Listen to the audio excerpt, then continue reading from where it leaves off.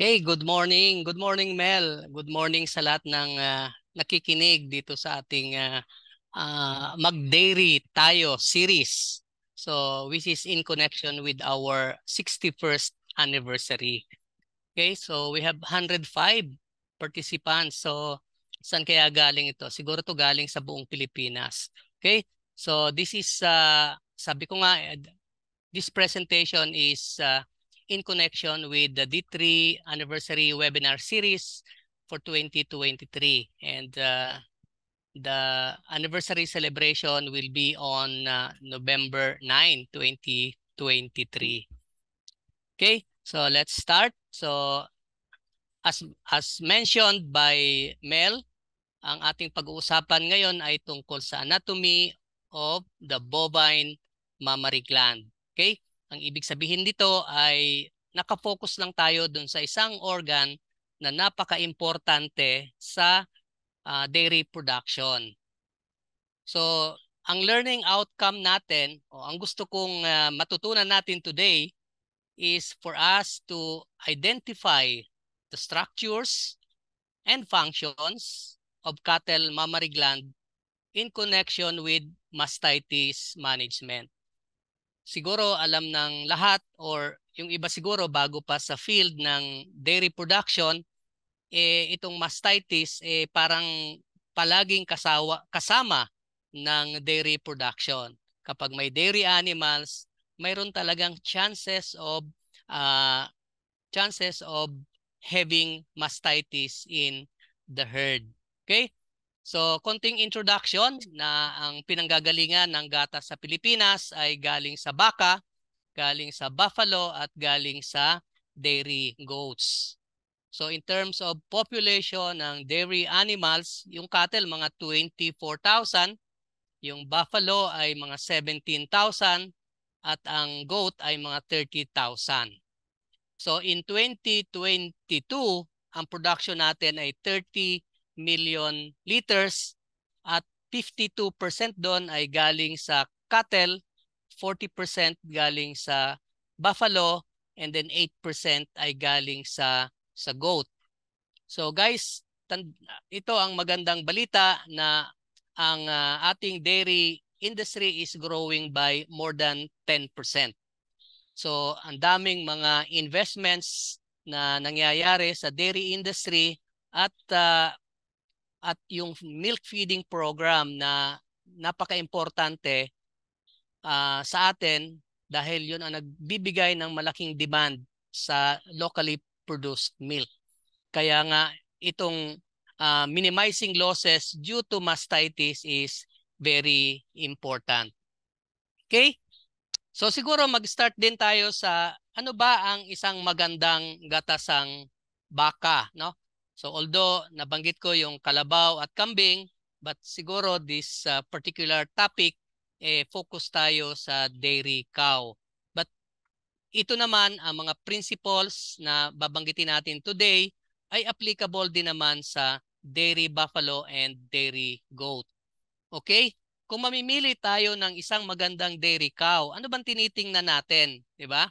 So bukod dun sa overall configuration ng katawan, focus tayo dun sa mammary system. Dahil yung mammary system is responsible for milk synthesis, storage, and of course, ito ang magbibigay sa atin ng income. Kaya nga yung understanding ng processes sa loob ng mammary system is very important.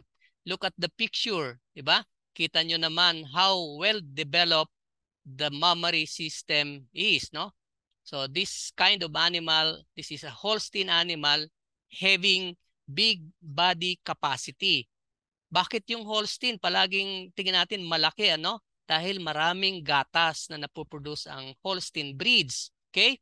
Malaki yung animals because kailangan yung maraming pagkain, no? High intake of feeds.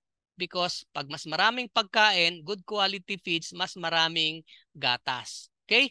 So mammary system, malaki ang kanyang body capacity, and of course, kailangang malakas ang legs to support the body for breeding kung gumagamit tayo na natural breeding and for walking kung ang system is generally grazing. Okay? If you look at the picture to the left, no? To my right, no? So itong sinasabi ko, you can see how well developed the mammary system is. So kita nyo ang structures, yung teats, no? Pare-pareho ang size, yung nasa hulihan at nasa unahan, ang ganda ng shape ng mammary system. So this is a very good dairy animal. But of course, at least may picture tayo na maganda, no? Para pag namili tayo, guided tayo ng mga basic principles on selecting a good dairy animal. Okay? So that is the mammary system, and inside the mammary system is the udder. Okay? So sabi dito, yung mammary gland or milk forming tissues dito sa loob ng mammary gland nagkakaroon ng secretion ng gatas. Okay? So nasa right side, yung picture diyan, ito yung structure ng udder. Okay? In totality, ito ang tinatawag na udder. Okay? So yung mammary gland or mammary gland is grouped together in a structure called the udder. Okay? So, and the udder has 4 separate glands. Makita nyo, ito sa hulihan, no? 2 sa hulihan and 2 sa unahan. Well-developed yung nasa hulihan o sa hind part ng udder kaysa dun sa front side ng udder. And ang division dyan, no? So may malaking central wall that divides yung left side and right side ng udder. Okay? So highly developed ang central wall that hindi siya nag-share. Okay? Independent yung 4 na glands or 4 na quarters. And each gland, bawat isa, okay? Bawat isa ay drained. It's drained by a separate teat, no? So very important yung understanding natin dito sa udder na ito ay may partition. Nakapartition diyan at hindi pwedeng lumipat, no? Ang gatas sa isang quarter to another quarter. And even microorganisms cannot cross that wall. Kaya kung may infection ang isang teat, hindi ibig sabihin infected lahat yung 4 na glands. Okay? So tandaan po natin yan dahil yan ay isang pamamaraan para maintindihan natin yung management of mastitis. Okay? And sa loob ng gland, so ito isang gland, ito isang gland, ito isang gland, so may 4 na glands. And each gland, marami pong mga structures dyan na ang tawag ay alveoli. Yung alveoli ay diyan ginagawa ang, okay? So nagkamali, ito ang alveoli, okay? So yung alveoli is the one responsible for the secretion of milk. Okay? So yung collection ng maraming alveoli, pag nagtabi-tabi silang ganyan, ang tawag sa kanila ay lobule. Okay? So maraming lobules, maraming alveoli sa glands or sa mammary glands. Okay?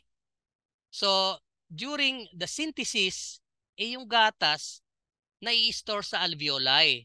Nasa loob ng maliliit na compartments na yan. Okay? And the secretion is continuous. Okay? Itong cistern, itong gitna, yung daanan, hindi talaga storage yan.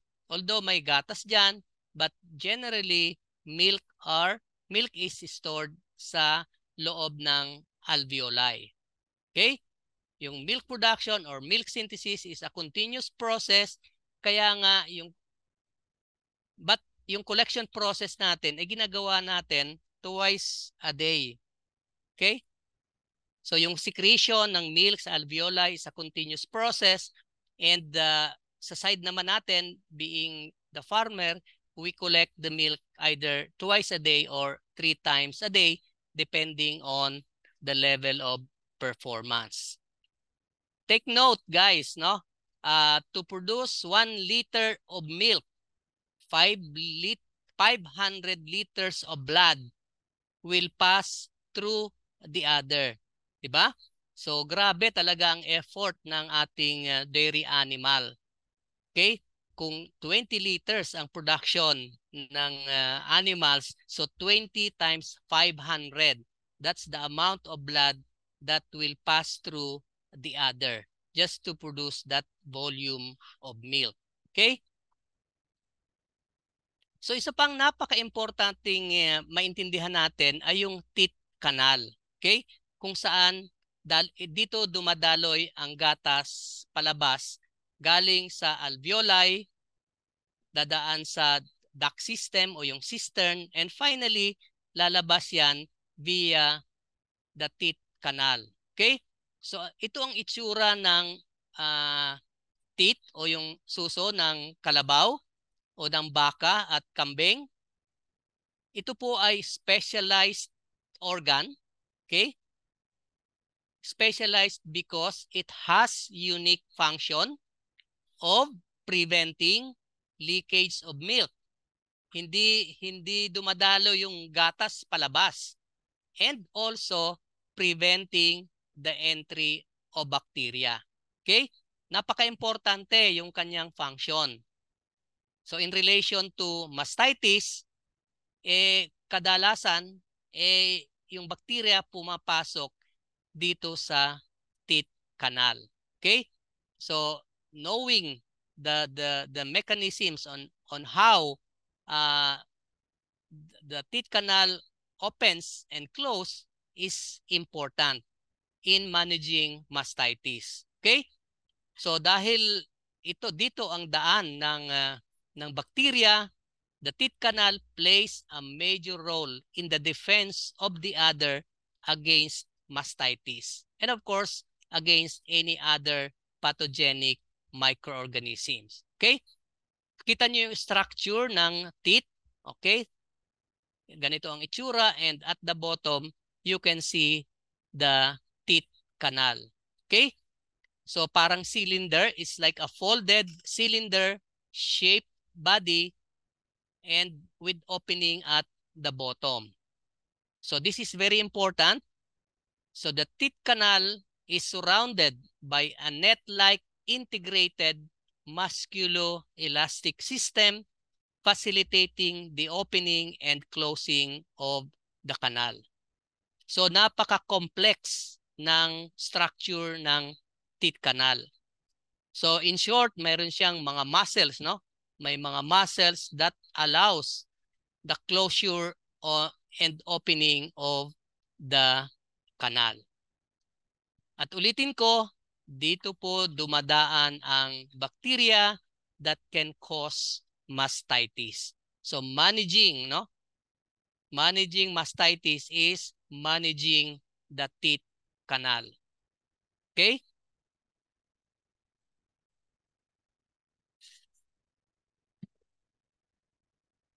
Next is about mammary gland deformity. Kanina po, ipinakita ko sa inyo yung ideal mammary gland ng isang dairy animals. In this slide, I'm showing you some deformities that you can see when you select your dairy animals.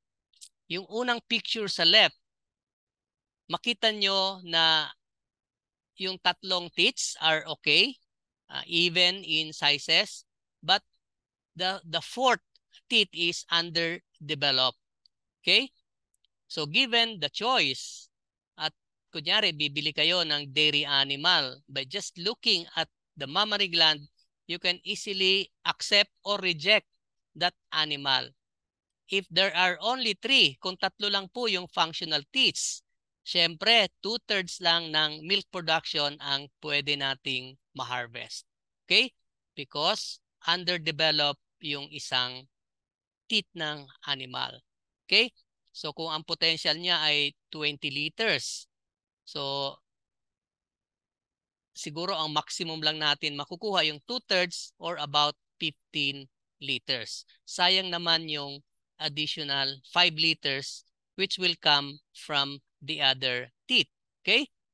So, normally, i-reject natin ito kung tayo ay bibili. Okay? The second picture is an animal having a mammary gland with extra teeth, no? Ito naman, sa halip na 4, maganda yung 4, no? Equally ganda ng sizes, evenly distributed, but mayroong isang maliit na growing teeth, no? It's like a rudimentary organ resembling an extra teeth, no? Parang lumampas naman doon sa ideal. Normally, at early age, pwede naman itong alisin, no? When the animal is still young. Okay? Kayang-kaya yan ng mga veterinarian to remove yung extra teeth, no? Hindi naman siya kailangan. Okay? Inaalis yan at early age because it may affect yung paggamit ng milking machine in the future. Okay? So kung mamimili tayo, hindi lang yung look ng buong animals ang tinitingnan natin, we have also to check the integrity of the mammary system and we check for deformity. Okay? So dapat maganda ang distribution ng teats, okay? Even ang sizes and even yung connections niya sa body. Hindi siya saging o nakaluslos, dapat intact ang connection niya sa body of the animals. Okay? So next, oops. Wait. So this is another deformity na pwede nating makita, no, sa mga dairy animals na nakakaapekto sa milk production. Okay? So look at this animal. So I'm trying to look at the 4th teeth, no? Teeth. Unfortunately, 3 lang talaga ang nakita ko. So katulad ng nauna kanina, yung isa 4 but underdeveloped yung isa. But this time, 3 lang talaga ang functional teeth, no? So similar effect with the one I discussed earlier, yung unfunctional, no? Non-functional teeth. So ito naman 3 lang and functional. So of course, milk production will also be affected. Okay, the next picture shows us teeth with uneven shapes and sizes. Pagkita mo, 4 yung teeth, but look at the first one, elongated, mas mahaba. Yung dalawa, pareho ng haba, but yung isa is bigger. And then yung ang pang-4, look at this, medyo underdeveloped yung isa. Okay? So, itong mga ganitong deformities can be avoided during the selection process. Okay? So, to summarize the short topic on mammary gland, we were able to identify the structures of mammary gland. That includes the udder, okay, the glands, okay, or the quarters, 4 teeth, teeth canal, and of course, the alveoli. The alveoli is a structure that synthesizes the milk. We also learned the functions of the different organs because they are all related to milk synthesis, milk secretion, and storage. Finally, I would like to end or summarize this presentation that a well-structured mammary gland is a must. Kailangan po kung pipili tayo ng isang magandang gatasang baka, titingnan po natin, kikilatisin natin ang structure ng mammary gland. Any deformity na makikita po natin ay pwedeng huwag nating iselect. Okay? So any deformity of the mammary gland should be avoided because it will affect milk production. Also, understanding the structure of the teat canal. Okay?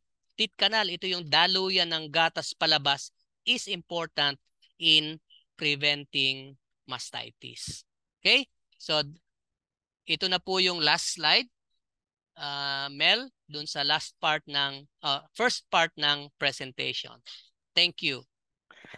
So yung second part ng presentation natin ay parang continuation lang naman nung nauna nating pinag-usapan dahil yung understanding ng mammary gland, yung mga structures, yung mga functions, ang dulo naman nun ay kailangan tayong maggatas. And yung milk letdown process and milking procedure using milking machine is a very important topic. So kung napapansin nyo, parang single subject ang ating topic today para makafocus tayo dun sa aspect na pinag-uusapan. So ang gusto natin pagkatapos ng aking presentation ay kaya nating i-describe ang milk letdown process. Ibig sabihin, kahit tulog tayo at nag-recite tayo, alam natin yung milk letdown process. Okay? At ang susunod ay yung for us to identify the basic parts of milking machine. Dito ko na masusubukan kung sinong magagaling. And very briefly, I will outline the procedures in milking using milking machine. Okay? So, bakit milking machine ang topic natin today? Alam ko naman na marami pa rin gumagamit ng hand milking. Okay? But as we develop the industry, hindi po maiiwasan na tayo ay gagamit ng milking machine.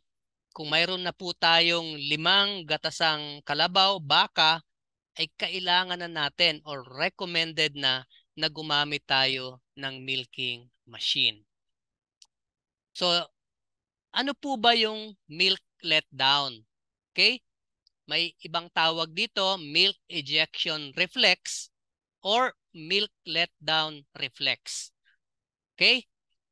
Pag sinabing reflex, ito ay response ng dairy animal to stimulation that will cause milk to flow.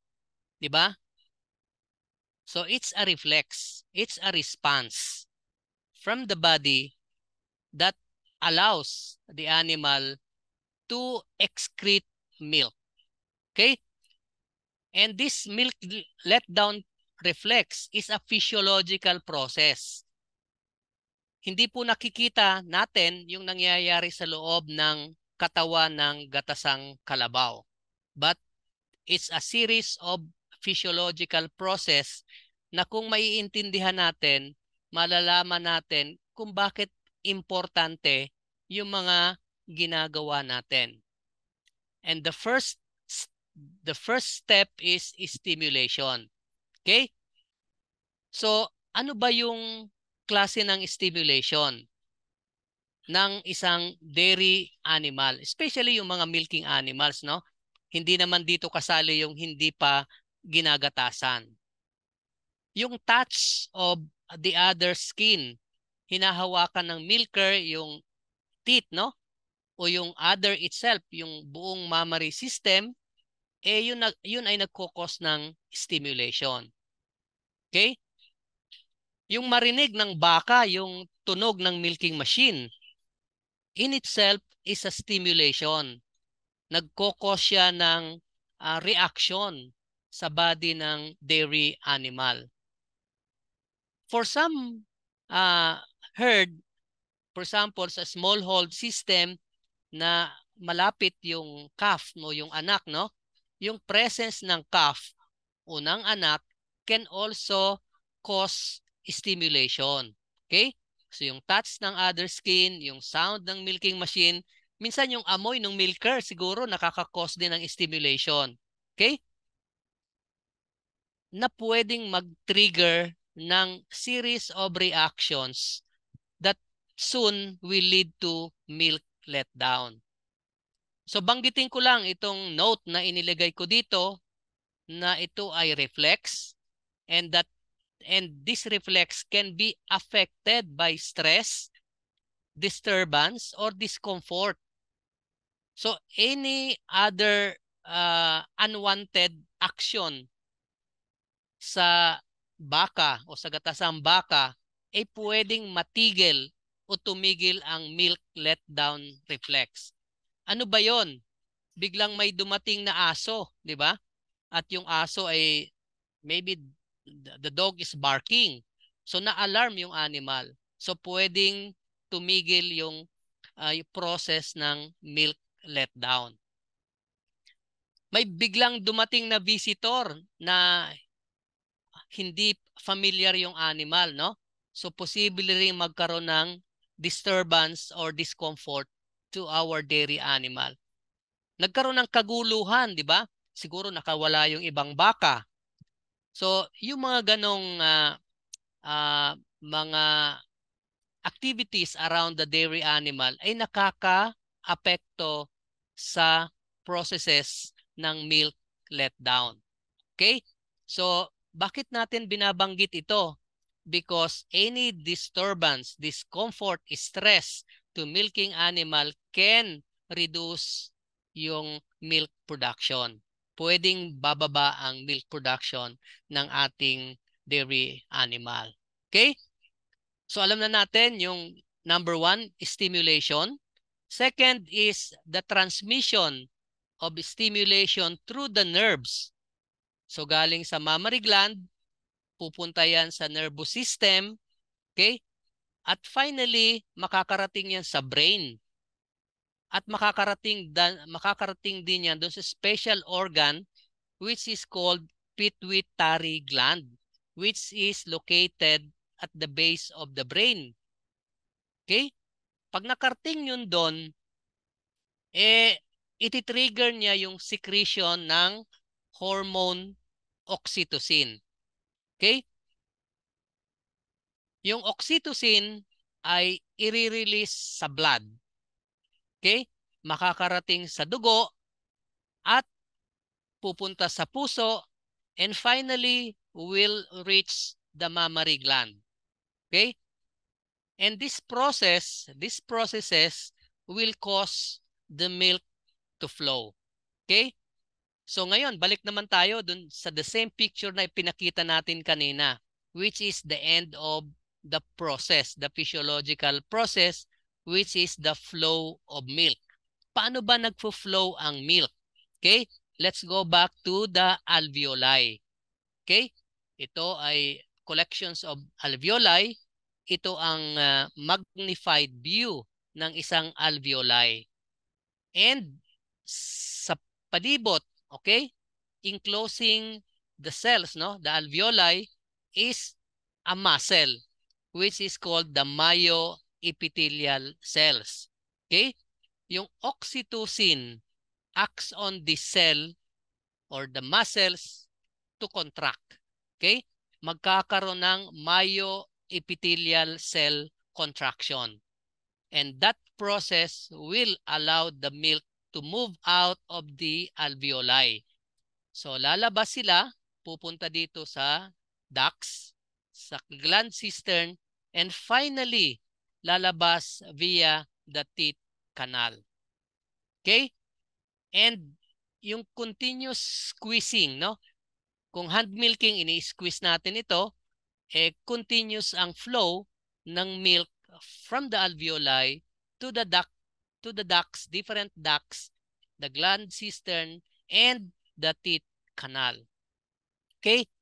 So tuloy-tuloy yun, no? Milk flow will continue to flow. Milk will continue to flow due to repeated contraction, di ba? Pini-squeeze natin yung teats and relaxation until the mammary gland is empty. Okay? So, yung ginagamit natin by, you can use milking machine or even be using hand milking. Okay? Without oxytocin, ito ang sinasabi ko, I will highlight that without oxytocin, milk will not flow out of the alveoli. Okay? Yung mga stresses, disturbance, discomfort na makakaapekto doon sa secretion ng oxytocin will stop milk production. Okay? Kaya lahat ng nakakaabala o makakaabala sa milking process has to be avoided.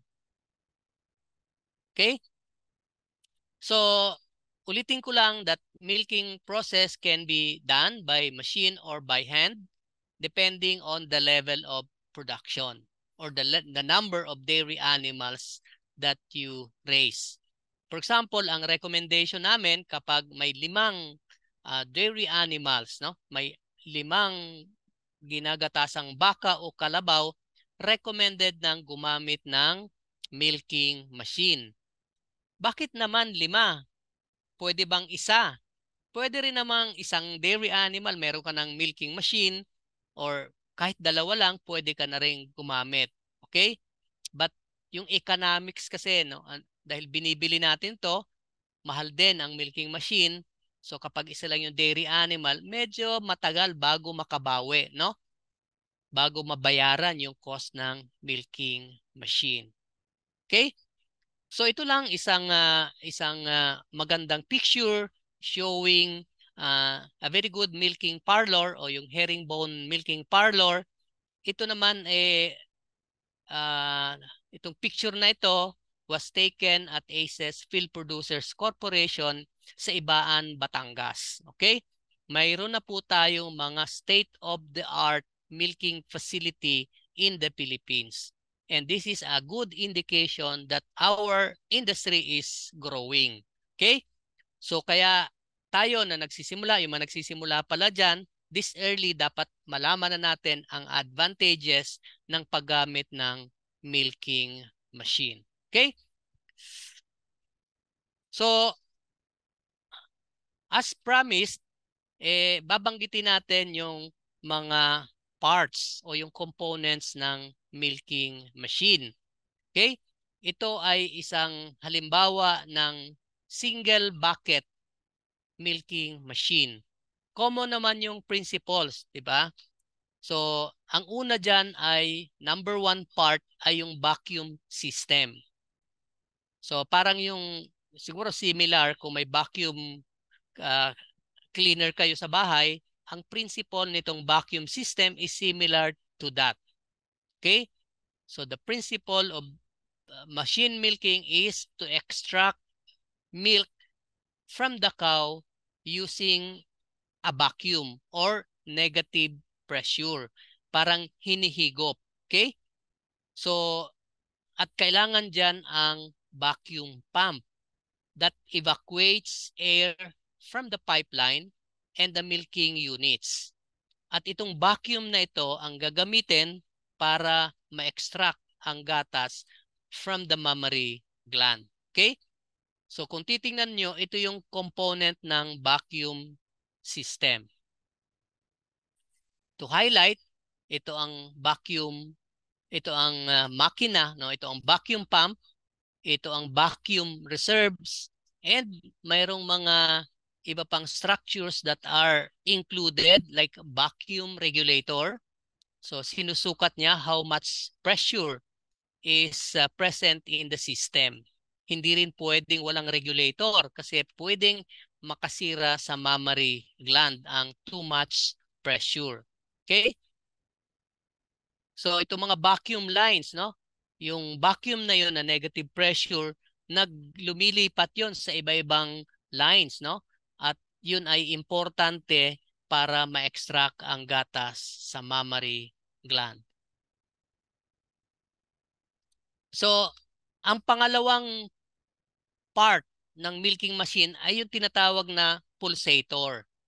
So, alam nyo naman, pulse, no? Parang pumipintig, no? Kaya ang tawag pulsator. So yung pulsation na nangyayari sa loob is controlled by the pulsator. So it releases the vacuum and by releasing the air, so nagkokos siya ng contraction and relaxation. Parang like when you open your hand, no? So pag nagko-contract, hinahawakan mo yung suso ng baka, and then yung relaxation is when you release it so that yung milk from the udder will flow to the teats, no? To the close to the teat canal. Okay? So yung series of contraction and relaxation at different vacuum, yun ang magkukos ng flow of milk. Okay? That's the role of the pulsator. And yung cycles niya, yung beat niya per minute is 60 cycles per minute. So next ay yung milking unit o yung tinatawag na cluster. Okay? Ang mga parts dyan o subparts, yung teat cup assembly, which I will explain later, responsible yon sa milk extraction. May mga milk tubes responsible for the passage of milk, mga breakers like pulse tube breaker or suspension cup. So this small part, no, is important to release the pressure when detaching the claws, no? Kapag tapos na yung paggagatas at hindi automatic yung milking machine natin, kailangan nating i-release yung pressure. And finally, yung milk container o milk can serving as milk storage and milk transport. Ito po yung detalye ng milking unit or the cluster. Ito ang napaka-importante na kailangang maintindihan natin. Okay? So letter A is the teat assembly. Okay? Ito yon, no? So ang component niyan o ang parts niyan ay yung rubber liner, itong kulay black, and teat cup assembly o teat cup shell, itong stainless steel. Okay? So yung rubber liner, nilalagay po yan sa loob and then kinakabit dito sa cup. Ito yung tinatawag nating cup. Okay?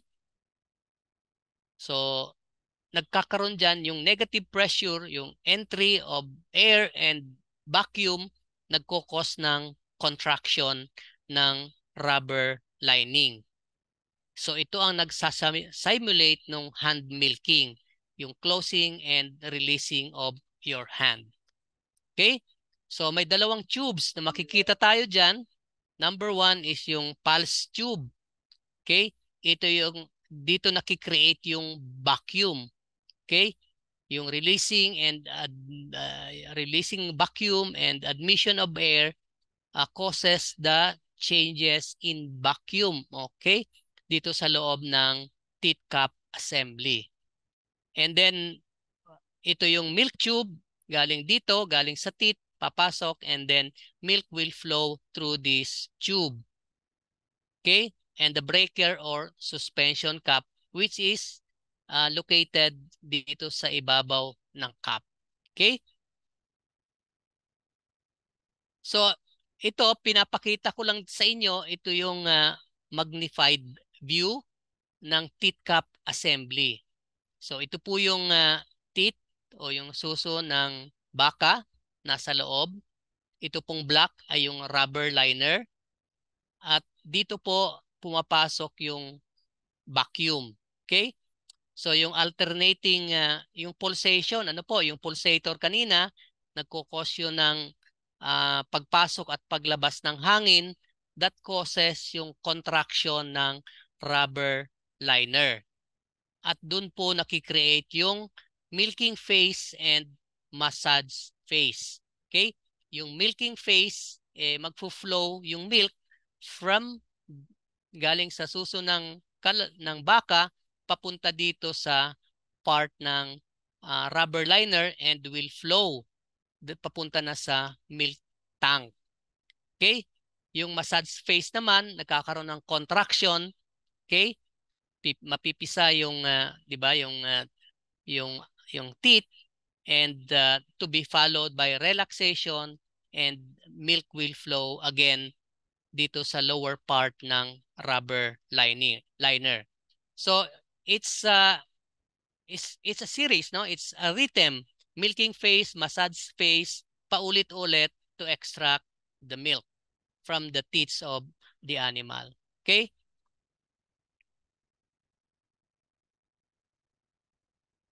Ayan. So, gusto ko lang banggitin at this point in time yung relasyon ng rubber liners in relation to mastitis control. So, yung mga rubber liners, hindi yan ginagamit forever, 'di ba? So, dapat yan ay pinapalitan every 6 months or after 1,200 to 1,500 individual milkings. Okay? Kasi nagkakaroon din yan ng wear and tear, no? Pag pag pag sinalat natin yung ilalim, makikita natin may mga deformities that are present inside the rubber liner. Kaya nga every 6 months kailangang paltan ang liner. Kapag hindi natin pinaltan yan, magkokos yan ng problem sa milk quality. Okay? And when replacing the rubber liner, hindi pwedeng isa lang ang papaltan. Yung apat ay kailangang paltan at the same time. Okay? So very important information is that a milking machine will function properly only when cleaned thoroughly after each use. Okay? So very important ito in relation to mastitis control. Kapag hinayaan natin na medyo hindi properly cleaned, no? Eh yung mga bacteria nag-grow inside the liner. And when you use it to another animal, tinatransfer mo yung bacteria from one animal to another. Kaya kung may gusto kayong matutunan sa lecture na ito, kalinisan, no? Cleanliness ng milking machine. So yung mga tubes, so, makikita nyo ito, maraming tubes na connected. May mga short tubes, short milk tube, may vacuum tube. Diyan connected yung vacuum system natin.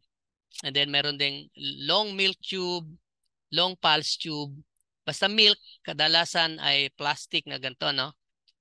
Clear para makita natin yung flow of milk. And kapag pressure, dito dadaan sa black tube. Except dito sa claw, no? Mayroong milk tube na kulay black. Okay?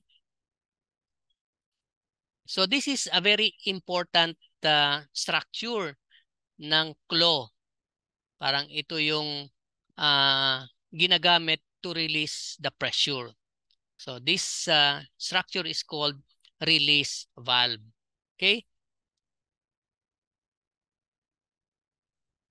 So ito naman yung milk container natin. Sabi natin kanina, yung gatas will flow papunta dito sa ating milk container. So this is the long milk tube and this is the pulse tube.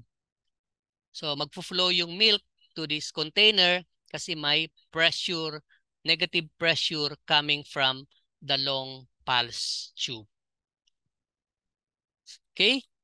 So yan naman po ay maiintindihan natin as kapag ginagamit na natin yung milking machine.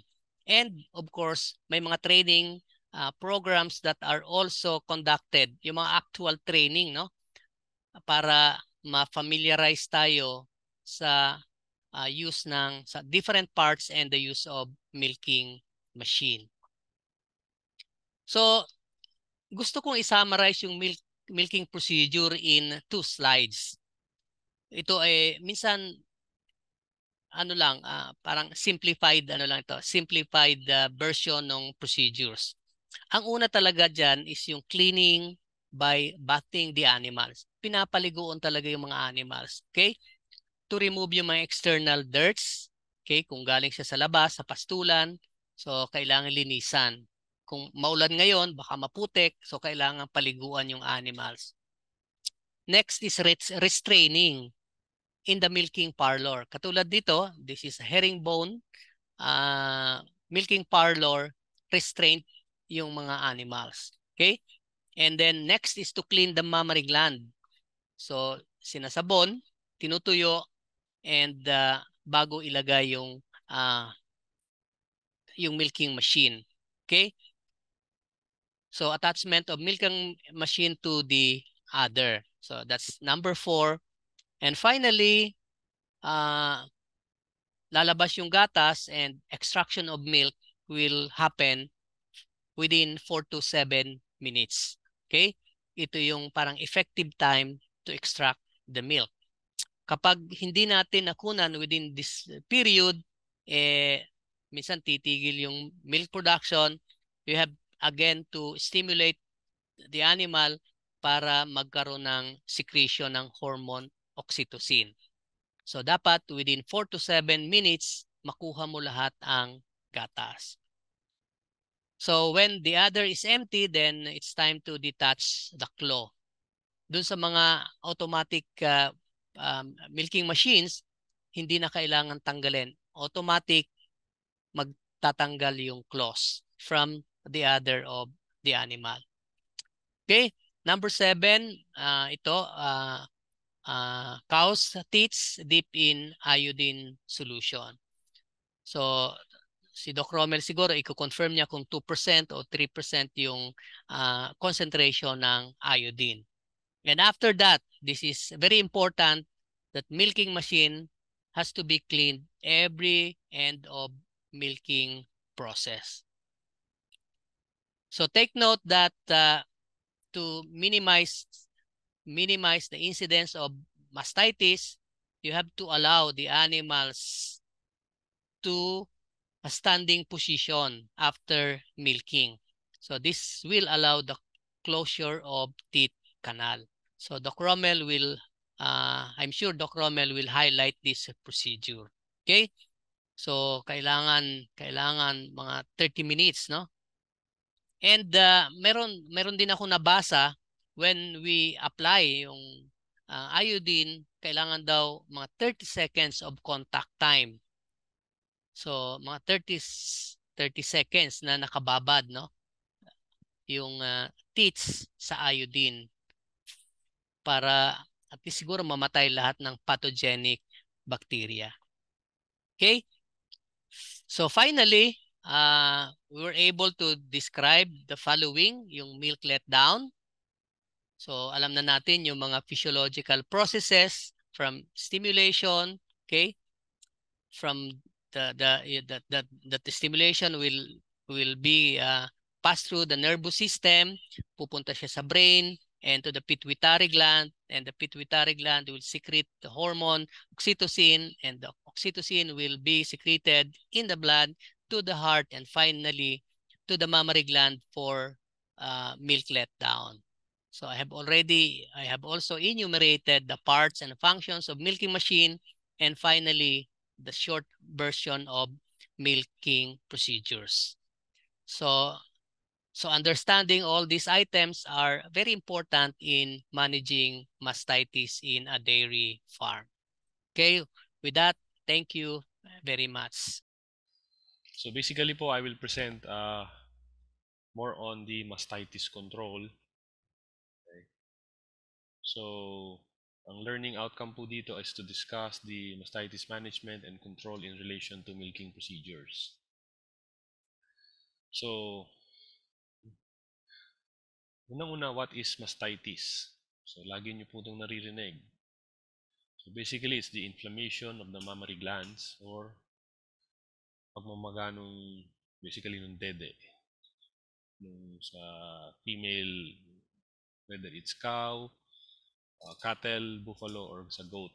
So, it's the most common and the most expensive disease of dairy cattle throughout the world. Yes. Yan, mastitis at lameness. Yan po ang magastos po talaga. Okay. Now, for causes, bakit po nagkakaroon ng mastitis? So, number 1, injuries to yung sa teeth and other. Naapakan. Yung teeth, yan. Madalas nakikita ko ito sa kalabaw eh. Naapakan, sisipa. So, susugat po yung teeth and yung other. Later, bababa po yung gatas nun eh. Now, number 2 is damage by faulty milking machines. So,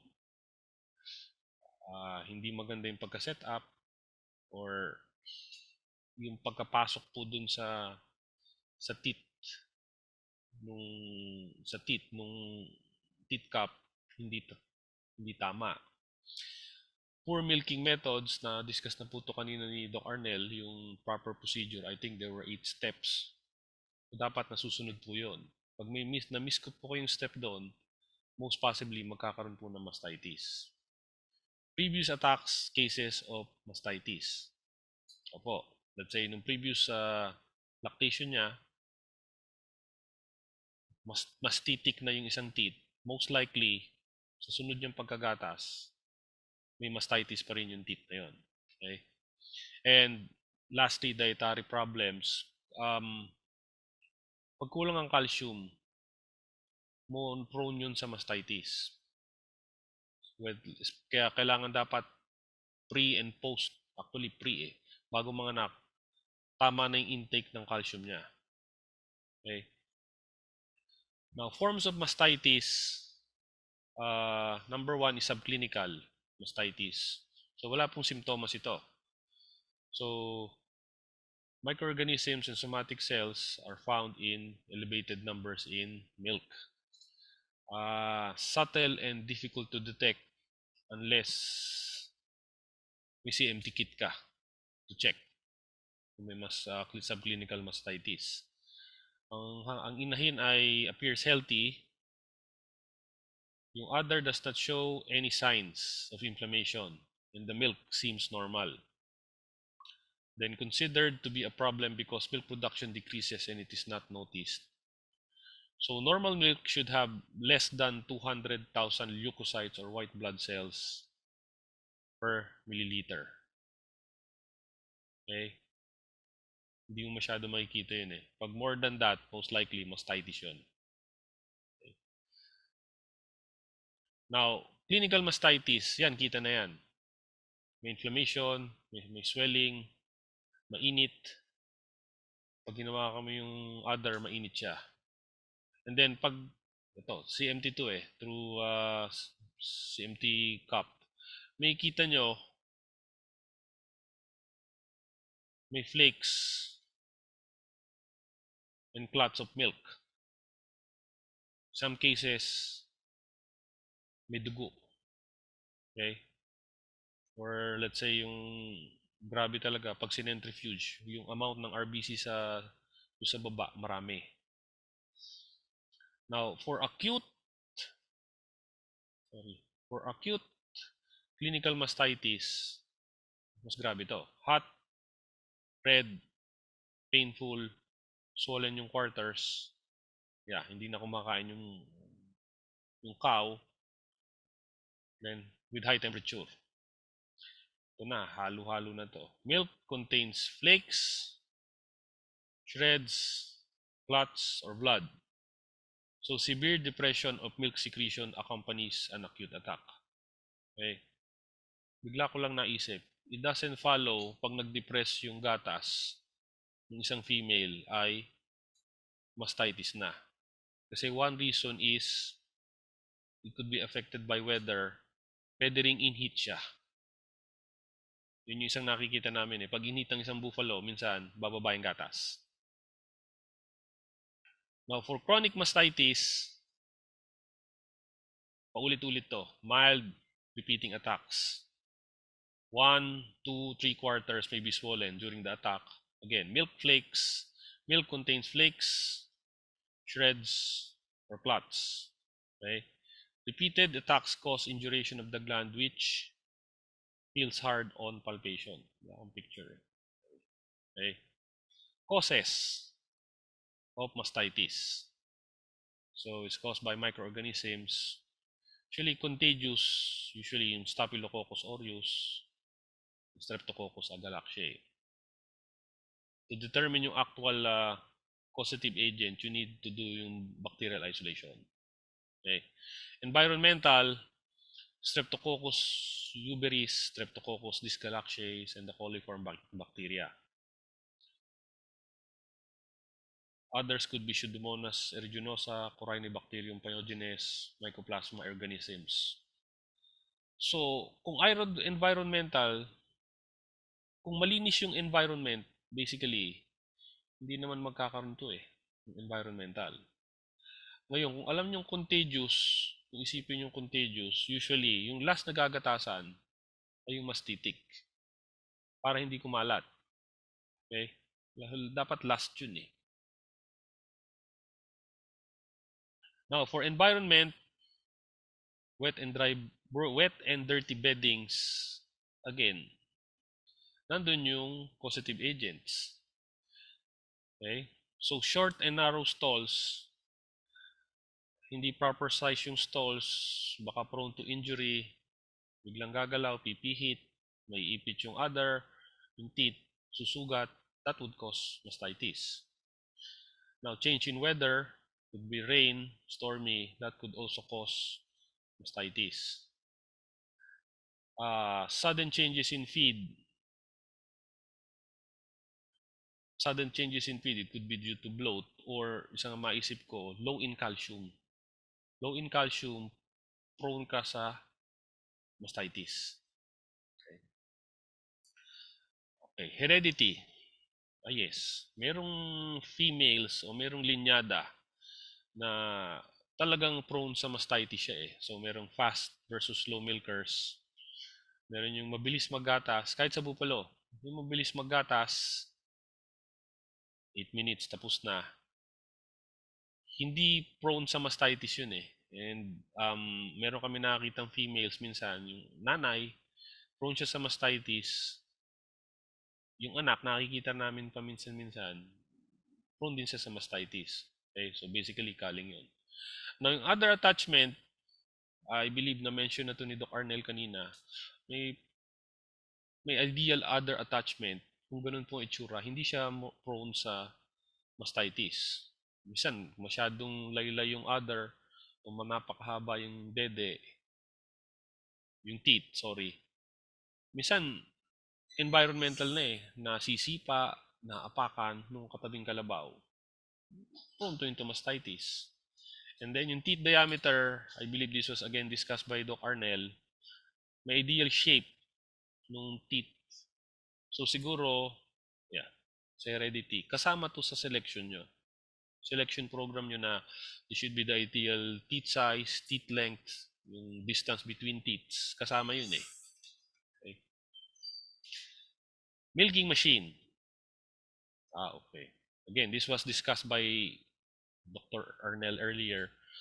Over-milking, yes. Wala nang gatas. Nakatouch pa rin yung teeth cup. Prone na yun sa mastitis. Pwedeng makadugo na nga yung susunod dun nalalabas. Then, attaching machine too quickly. You need proper other stimulation.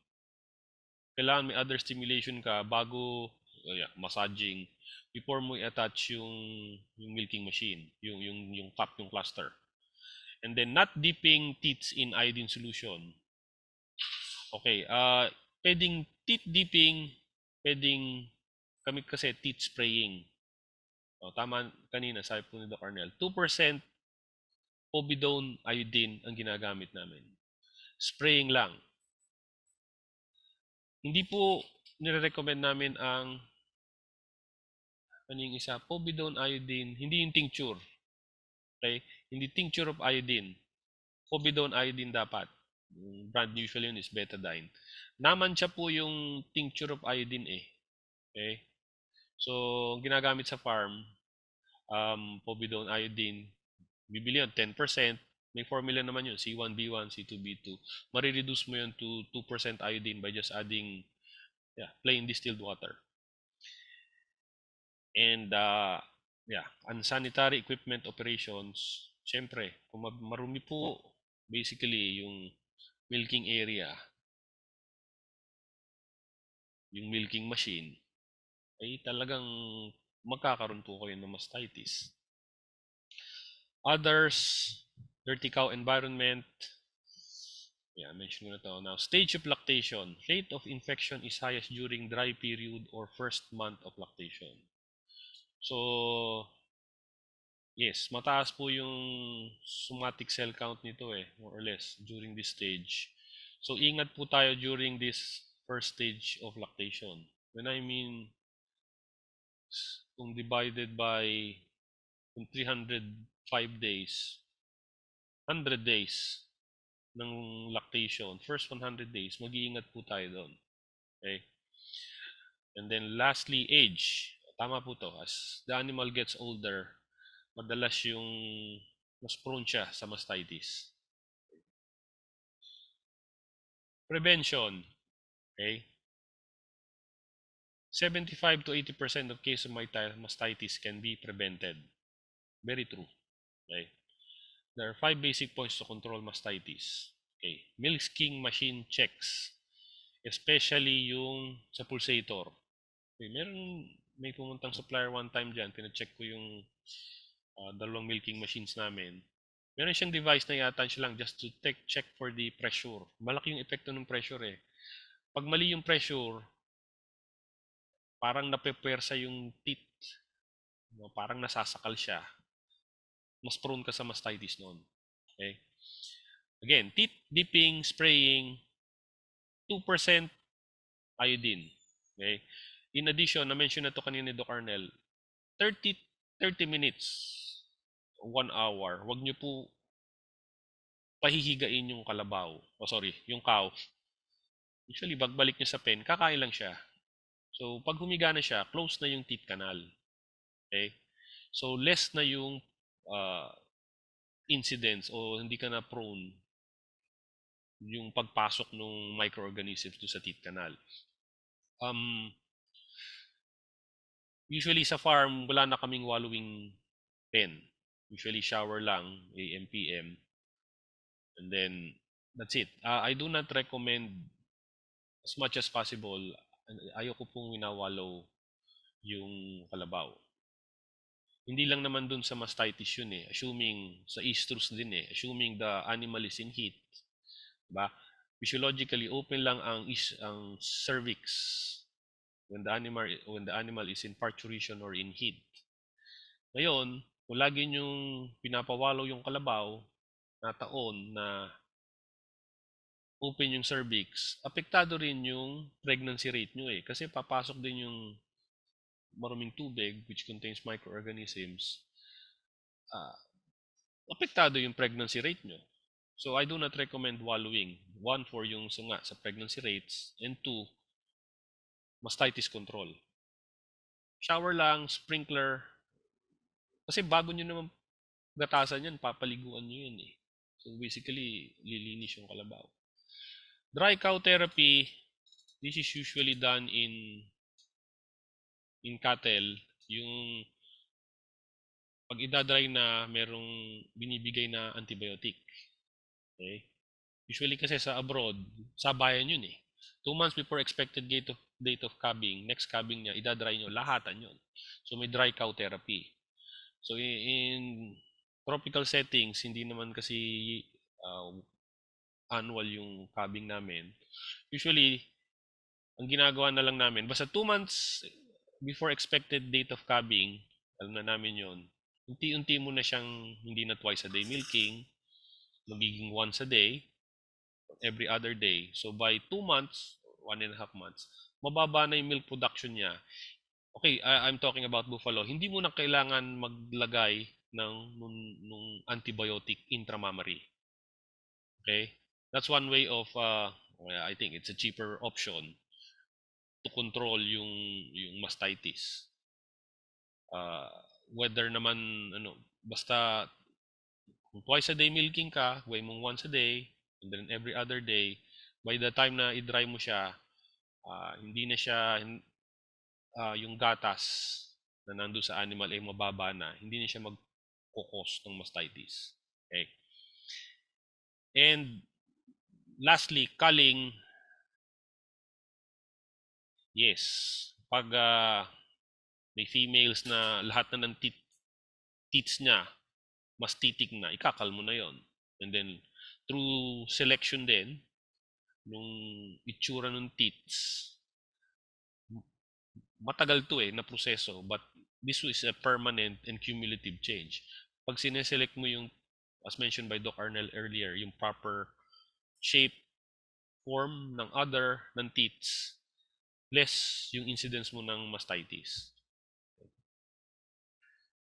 So, prevention. Milking machine checks. Machine should be checked. Yeah, I agree. By a registered milking machine specialist at least once a year. Especially yung pressure. All faulty findings should be addressed and corrected immediately. Ito, importante talaga. Irregular vacuum pressure. Ito, malaki talaga epekto nito eh. And then check for leaks. So, syempre, papalitan mo yung mga tubes mo. Okay. And then others, basically cleaning. Cleaning yung pagkagatas. Even before eh. I-clean mo siya. Clean in place. Before and after milking. Importante po yun. Okay. Teeth dipping, spraying. Again, emphasize. Never neglect the teeth dipping and spraying. Importante po to. Mastitis can only be controlled in the herd if teeth dipping, spraying will be used in every cow after every milking. So listed po dito ang options. Hypochlorite, chlorhexidine, iodophor solution. Cheapest, povidone iodine, 2%. Whether it's through dipping or spraying, kaya po yon. Pero dapat again, dapat malinis yung milking area nyo. Mahirap naman teeth spraying, teeth dipping kayo, madumi na yung milking machine, madumi yung milking area. Wala din po yun. Okay? It's a combined approach. Holistic approach. Okay? Treatment of clinical cases. Okay. Quick and effective treatment is essential. Stripping of affected teeth twice a day until no milk clots are observed.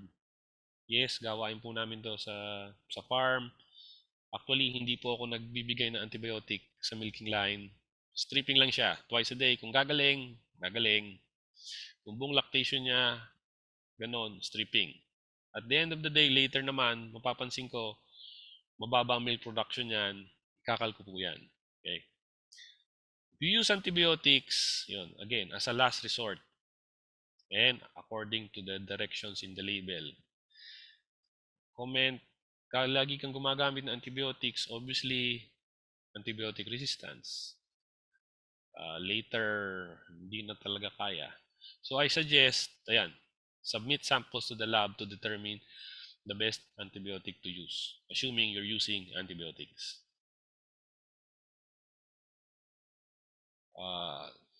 Dry cow therapy, it is the most effective way to eliminate subclinical mastitis in dairy cattle. This gives much longer time for the antibiotics to kill the bacteria causing infection. Yan po yan, ito example. May seal yan dyan eh. Hindi lalabas yung antibiotics. Culling. Cull cows with repeated mastitis of about 3 to 5 times in one lactation. I agree. Kasi sayang din yung gatas eh. Tatapon nyo lang yun. Give a considerable chance before culling good cows. Yes. Siyempre, kasama yun sa selection program.